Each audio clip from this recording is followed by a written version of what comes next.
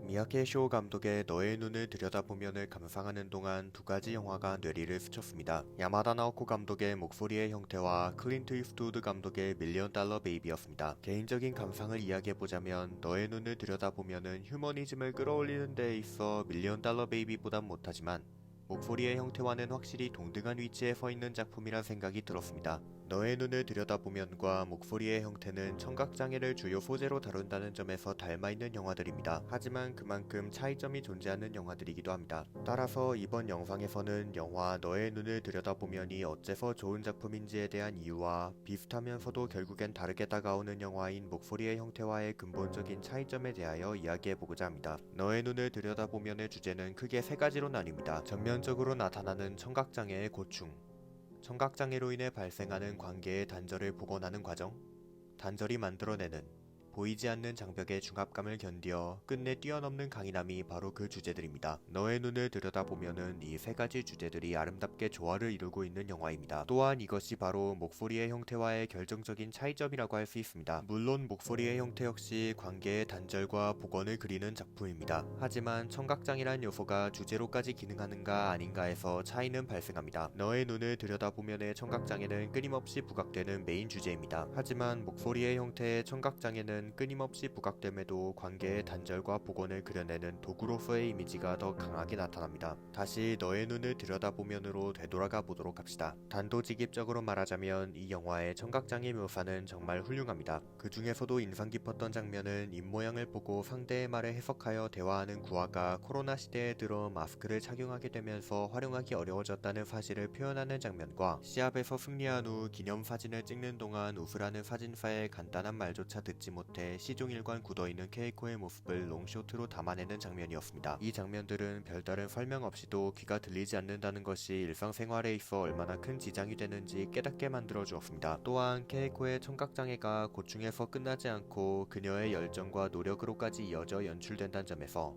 훌륭함은 배가 됩니다. 저는 이러한 미야케 쇼 감독의 연출을 리듬감의 연출이라고 이야기하고 싶습니다. 리듬감을 체득하기 위해서는 어떻게 해야 할까요? 대부분의 사람들이 소리를 듣고 그 리듬을 반복적으로 따르며 끝내 체득해낼 것입니다. 그러나 케이코는 소리를 들을 수 없는 청각장애인입니다. 따라서 그녀에게는 복싱을 계속하기 위해 필수적이라고 할 수 있는 리듬감을 체득하는 데에 있어 비장애인에 비해 제약이 따를 수밖에 없습니다.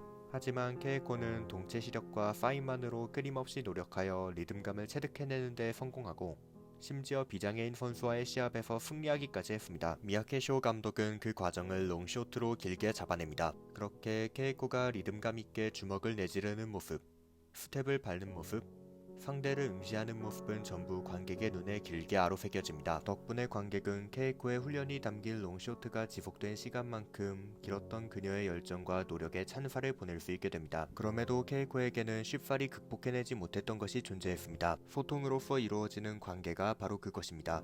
보통적인 관계는 서로 자신의 마음을 전달해내는 소통에서 시작되고 발전합니다. 하지만 케이코는 그 소통에 있어 불리한 위치에 서 있습니다. 소통은 대부분 대화로 이루어지는 것이기 때문입니다. 따라서 케이코는 자신의 마음을 쉽사리 전달해낼 수 없습니다. 영화 중반에 여자를 가르치는 체육관에서는 강해질 수 없겠다는 편지를 남기고 탈퇴하는 회원을 기억하실 것입니다. 그는 탈퇴하겠다는 마음을 대화로 전달할 수 있지만 그렇지 않을 수도 있는 선택지를 갖고 있습니다. 하지만 청각장애인인 케이코에게 그런 선택지는 존재하지 않습니다. 선택할 수 있는 자와 선택할 수 없는 자의 차이는 상당히 큽니다. 케이코는 그런 비장애인과의 상당한 차이만큼 몇 배의 고민을 해야 합니다. 여기서 더욱 안타까운 것은 케이코가 같은 청각장애인 지인들과는 아무런 장벽 없이 자신의 마음을 전달하며 소통하고 있다는 점입니다. 심지어 미야케 쇼 감독은 그 사실을 더욱 확고히 하고 케이코와 비장애인들 간의 소통과 확실한 대비를 주기 위하여 케이코와 그녀의 청각장애인 지인들이 수화로 소통하고 있는 장면에는 자막을 일절 달지 않았습니다. 덕분에 케이코와 청각장애인 지인들의 소통 장면은 분명하게 대화 장면이라고 말할 수 있게 되었습니다. 그들은 비장애인들과 방법이 다를 뿐이지 확실하게 자신의 마음을 주고받는 대화를 하고 있습니다. 하지만 그 대화가 끝이 나면 케이코는 다시 기나긴 침묵의 세계로 돌아가야 합니다. 편지와 대화 중 하나를 선택할 자유조차 주어지지 않는 세계로 강제로 돌아가야 합니다. 그렇기에 존재하지 않은 선택지에 고민하는 케이코의 모습은 안타까워지는 것입니다.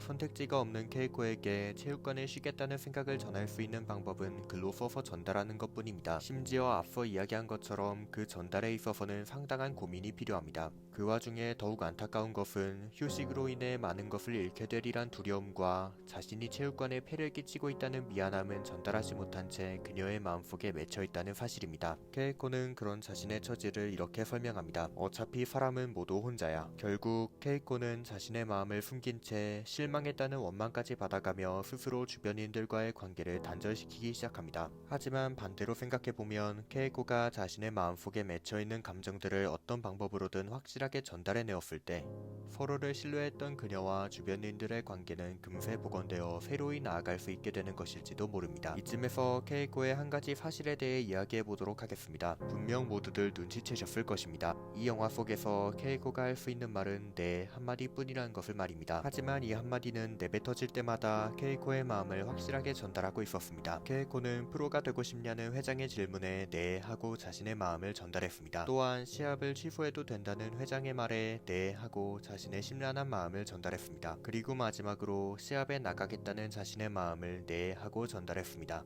특히 세 번째 네는 케이코의 변화를 확실하게 나타내는 수단으로서 매우 중요한 대사입니다. 케이코가 변할 수 있던 계기는 자신의 마음을 적은 일기를 회장과 회장 부인에게 보여주었을 때입니다. 이는 자신의 마음을 전달해낸 것이나 다름없습니다. 그 마음이 회장 부인에 의해 소리로 전달된다는 것이 꽤 인상적입니다. 회장 부인이 케이코의 일기를 읽는 동안 케이코는 조금씩 소통해 나가기 시작합니다. 그 소통은 얼굴은 몇 번 보았지만 항상 지나치기만 했던 남동생의 여자친구와 비로소 제대로 마주보고 함께 복싱을 연습하며 춤추는 장면을 통해 인상적으로 표현되어 지나갑니다. 그런 케이코가 보여준 일련의 변화들을 상징하는 대사가 바로 앞서 이야기한 세 번째 네 인 것입니다. 이제 케이코에게는 시합만이 남았습니다. 하지만 그녀는 패배합니다. 결국 청각장애인이 겪는 고충은 부당함이 되어 케이코에게 돌아옵니다. 시합 중 발을 밟혔음에도 이를 목소리로 낼 수 없는 부당함을 케이코는 받아들여야 합니다. 이 장면은 세상에 끊임없이 부딪혀야 하는 인간에게 있어 장애는 치명적으로 작용할 수밖에 없다는 사실을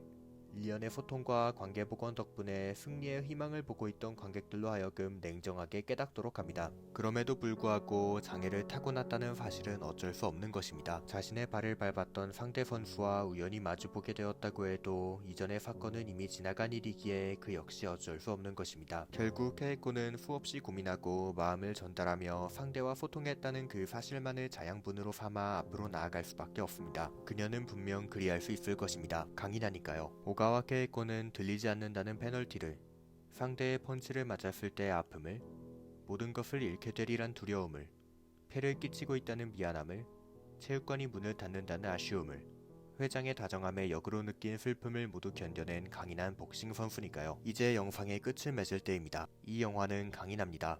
목소리의 형태가 함께 벽을 넘어가는 영화라면 너의 눈을 들여다보면은 강인하게 견디어 앞으로 나아가는 영화입니다.